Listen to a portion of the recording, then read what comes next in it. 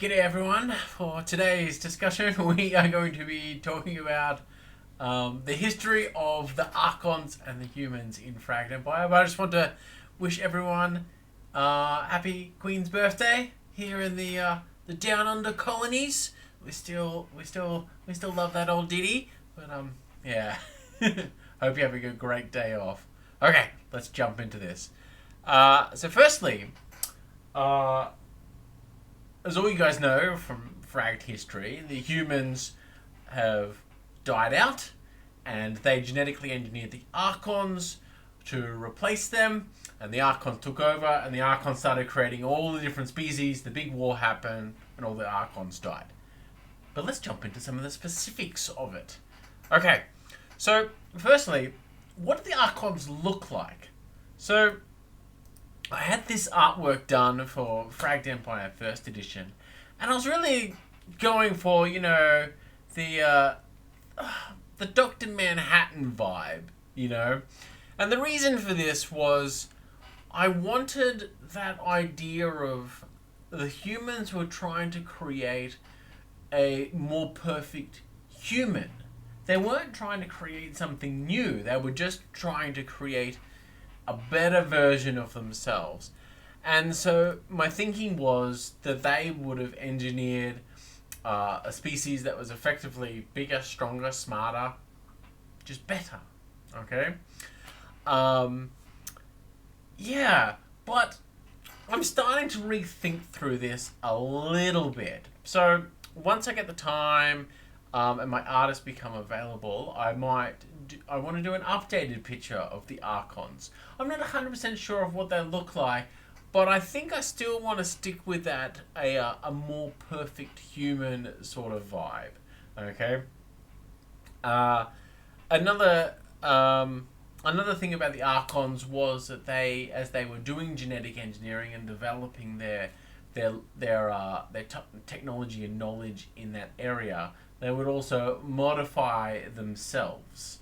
So not all Archons were the same. And they got different factions and stuff like that. Another thing in First Edition, I felt like I sort of brushed over the Archon history a lot, and that's something that I'm addressing in Second Edition. I want to dive into a much more of the nuances with that. But let's jump into this. So we're just going to do a bit of a primer. But if you're going to start with a primer on the humans and the Archons, you actually want to start with Fragged Cyberpunk. So Fragged Cyberpunk is set within the final age of humanity in one particular city. And this gives you an idea of, this gives you a bit more of a detailed on the humans, and how they got here. And these were the humans that, this is the climate and the culture that the Archons were created out of. Okay? So if we're having a look through this, there's a couple of cool things. So I really like this map. I just kind of want to show it just because. But within Fragged Cyberpunk, there's two particular groups of humans that you want to pay specific attention to. So the first one are called the Makers. So these guys were the ones that had access to the most advanced human technology. They had the most understanding of it, and they were also manipulating the rest of humanity to channel them resources for their great project, which was the Archons. And also, they orchestrated the fall of humanity, the final, the decline. They didn't orchestrate the step into the declined age, but they kind of ensured that humans were not going to survive that age. And they did that because they wanted effectively a clean slate for the Archons to just inherit. The other faction that you wanted, so they're a very powerful faction, the Makers. The other faction that you want to pay attention to is called the Uluma clan, which were a medium strength faction. They weren't super powerful, but they had a bit going on there, especially in terms of digital data technology sort of stuff. And these guys are the ones that resulted in the creation of the Palantor. So many of these guys clued on to what the makers were doing, but too late. And then that undigitized their minds and other people's minds to create the Palantor secretly under the nose of the makers. So the makers didn't actually ever know about the Palantor. Okay, so these are the two very important factions. Sorry, I've just sort of skipped over there. There's a bit more information on the makers in this book than there will be in Fragged 2nd edition. Okay, so let's have a look at Fragged 2nd edition. So this here, and again, proviso, graphic design is still being worked on. Although, actually, I am starting to work on the graphic design. And by that, I mean I'm starting to explore how things are looking. So here's a quick glimpse of what my current look is. Things will change, okay? But I'm just, having a bit more of a play around, seeing what works and what doesn't work.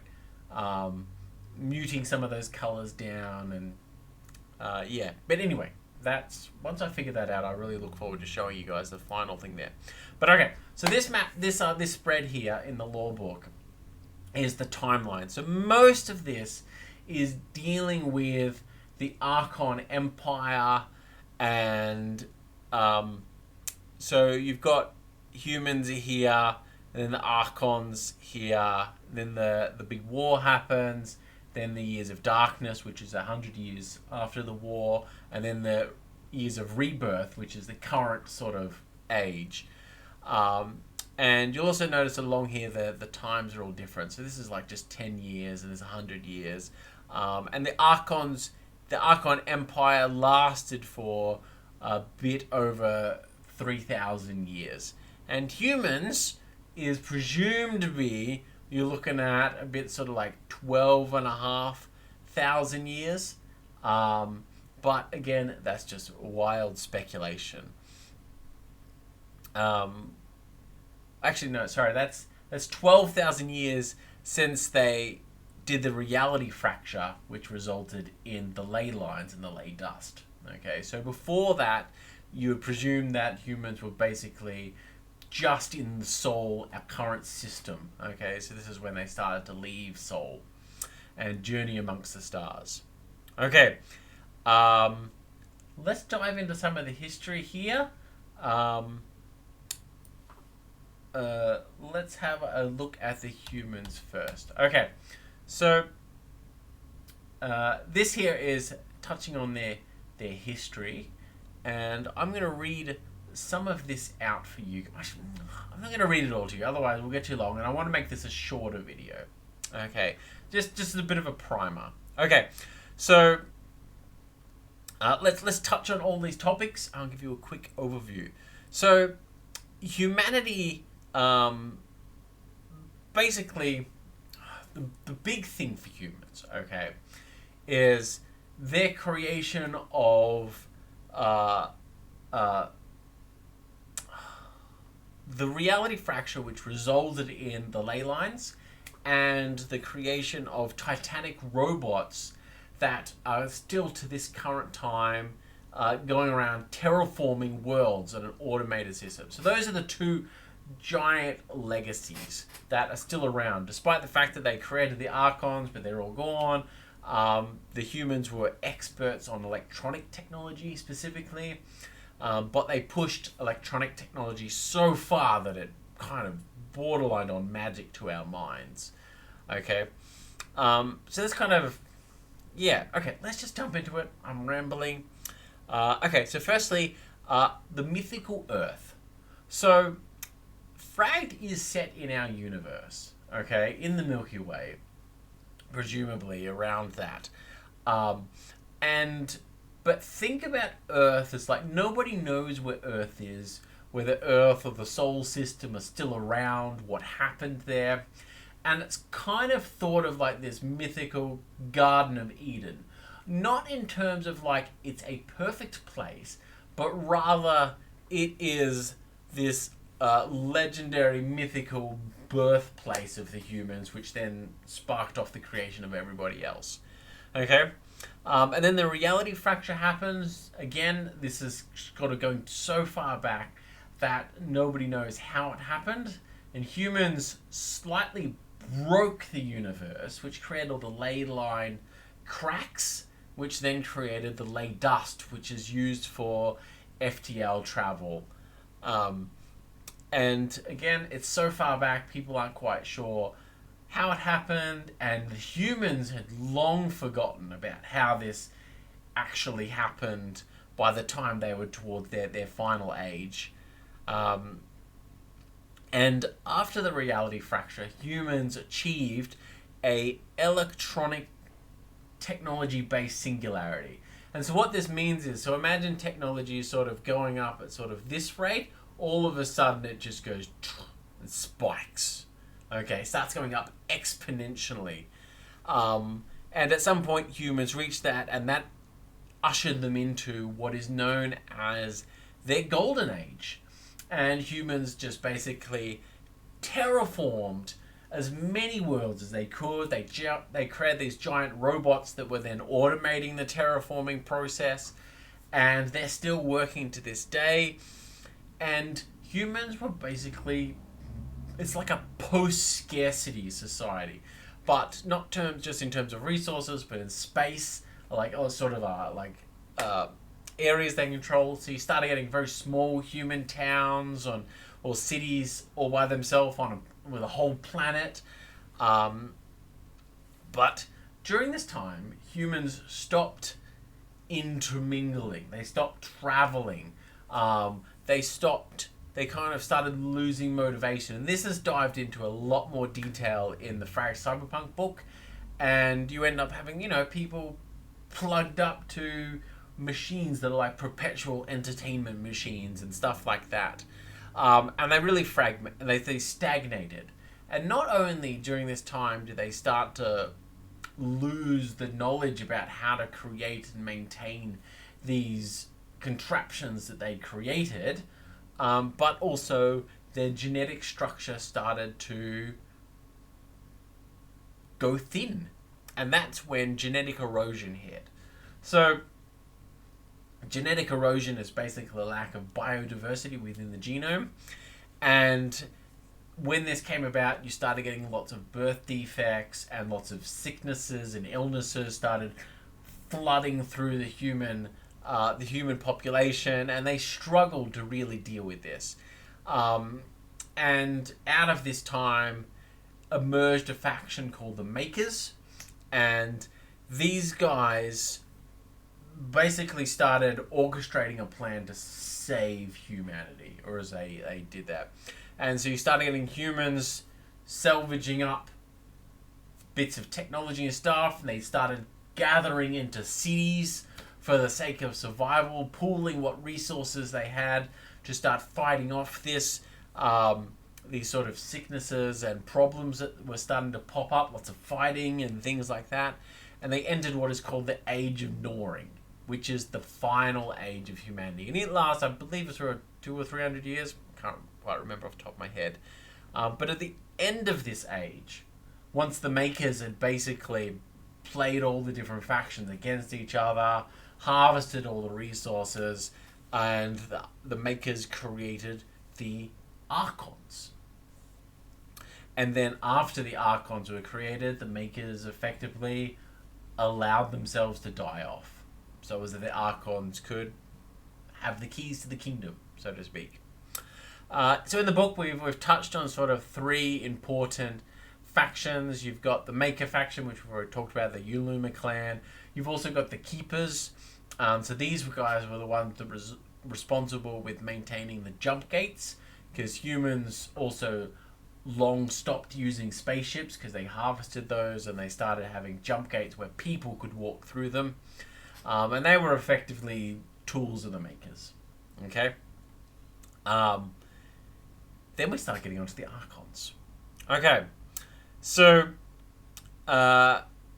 with the Archons, there's a couple of things of note. So let's quickly touch on their physiology. So the Archons, how do you put this? They have very intense bodies. Okay? So, not basically because their bodies were trying to do everything. Not only just in terms of muscles, but in terms of sort of their immune systems, really durable and intense brains that were like, just so that requires a huge amount of energy and nutrients just to keep them going. And especially when Archons were procreating and creating other Archons, that again requires this massive amount of resources for just the Archons to continue on, to exist.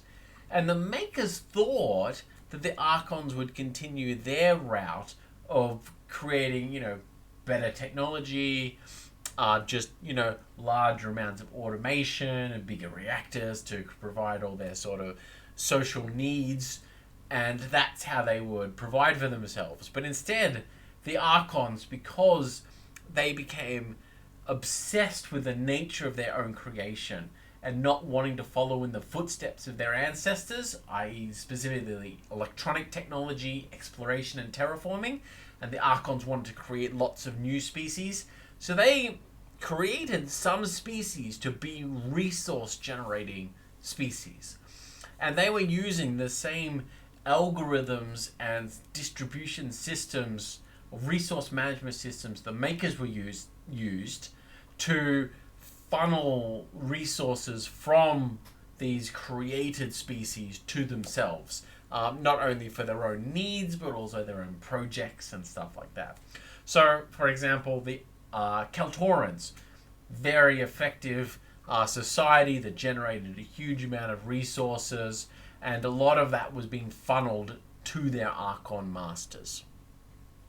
Then another thing that's specifically worth noting is that and this is a new bit of lore, is that the humans left the Archons 4 great space stations, and these were known as the Quataria stations, and these were designed to effectively kickstart the Archon's new empire. Okay, keep in mind, the makers did not expect the Archons to go and start creating other species. The makers thought the Archons were just going to be Archons, an Archon empire with just Archons in it. But let's read through this, because some of this I think might be a little bit interesting, and could provide some interesting plot hooks for people's games.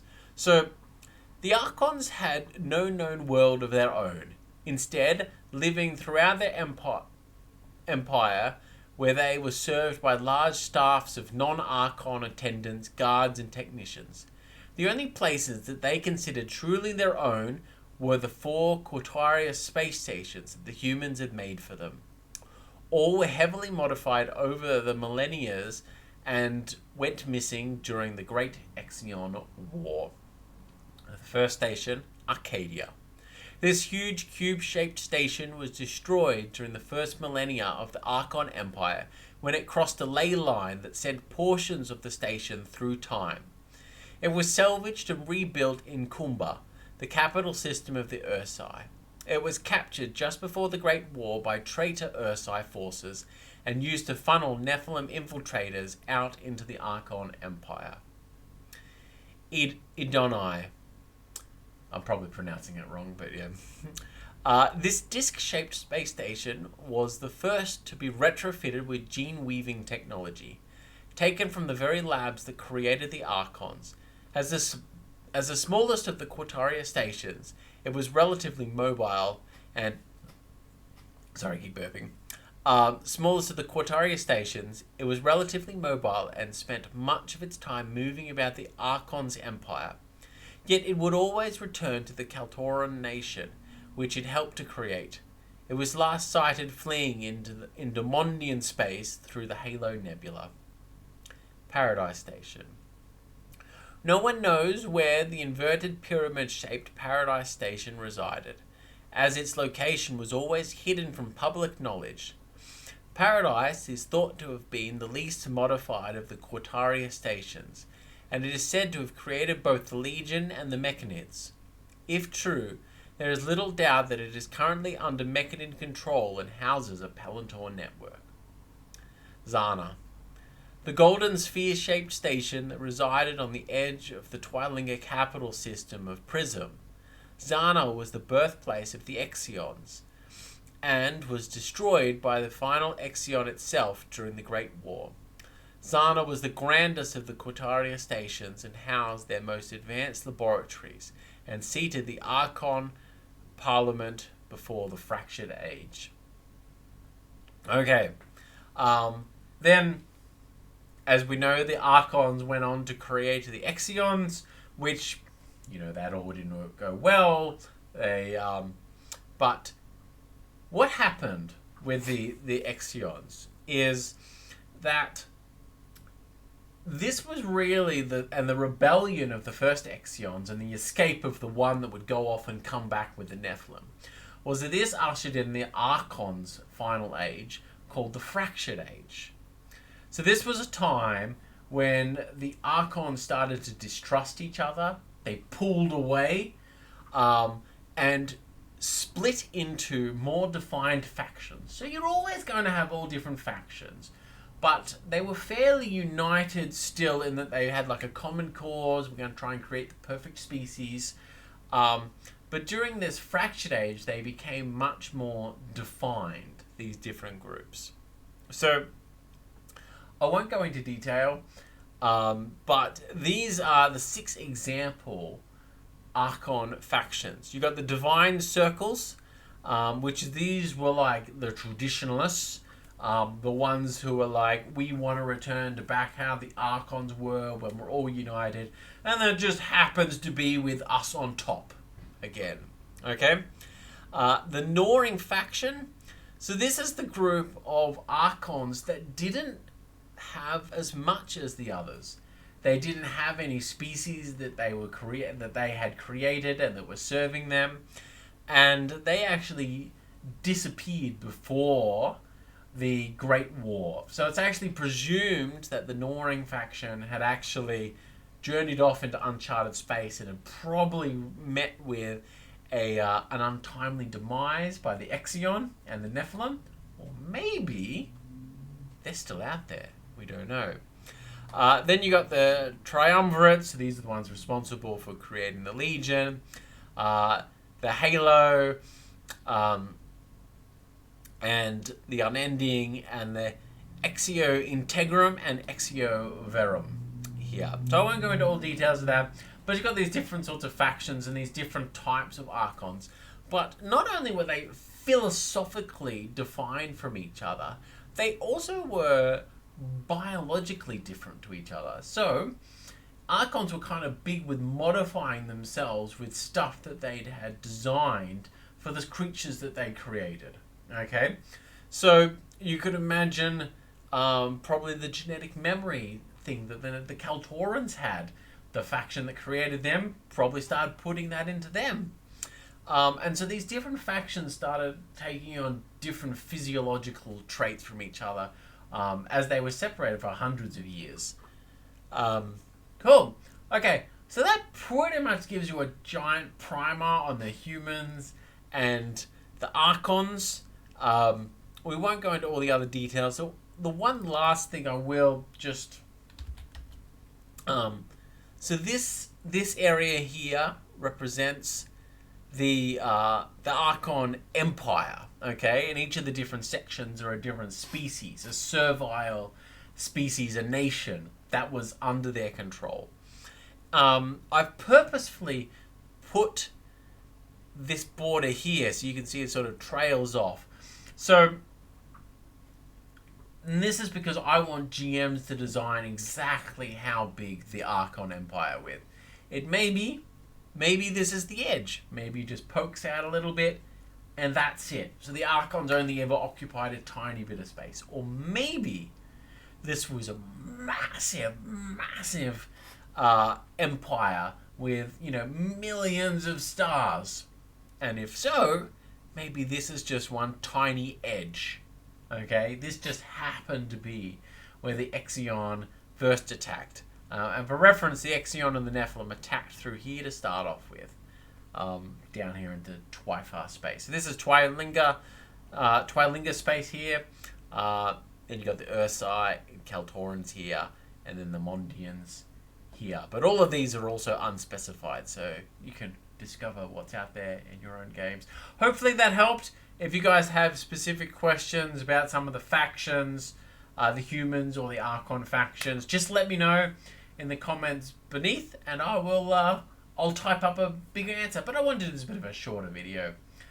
Cool. Take care, everyone, and for those in Australia, hope you're enjoying your Queen's birthday holiday. Cool. Take care.